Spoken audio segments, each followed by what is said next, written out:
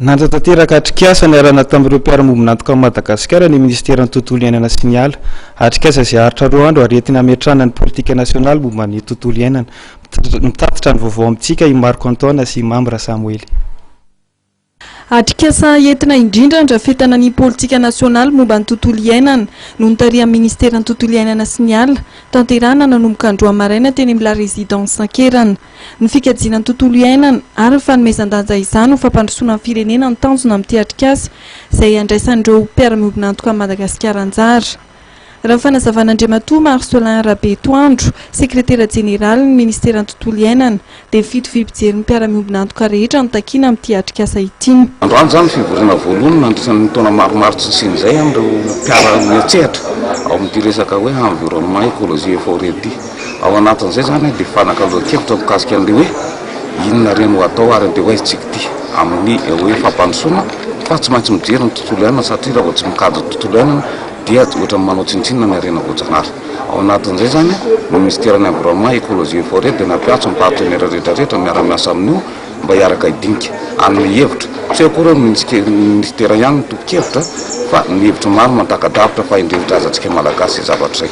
Ka ireo efa manantraika efa nanana eran-tany. Itsika mahafantatra ny zavaboarintsika, tsika koa mahafantatra hoe inona no mahasoa antsika malagasy. Dia ao anatin'izay zany akambana ny hery miara-mitady ny lalako mbana. Nandray anjara tamin'ity atrikasa ity ihany koa ny Alliance Voarigasy izay fiarahamonim-pirenena miaro ny zavaboary.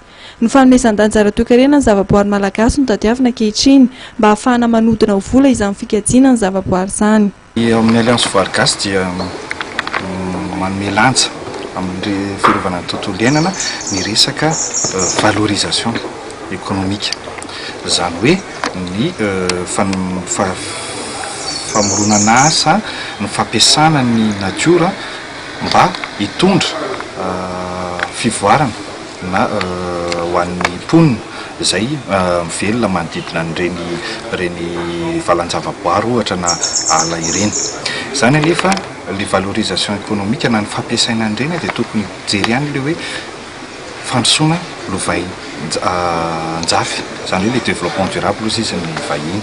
Dia ao anatin'izay misy paikady maromaro izay anisan'ny nodoniany eto satria misy itovizany ny ataontsika hoe vina ny eritreretin'ny Alliance Voarigasy sy ny vina ny eritreretin'ny ministera amin'izay resaka fampiasana ny arena voajanahary izay fampiasana maharitra ny arena voajanahary. Raha pitso no hifarana ity atrikasa ity ary isy araka izany ny fanapa-kevitra ho raisina mandritra izany.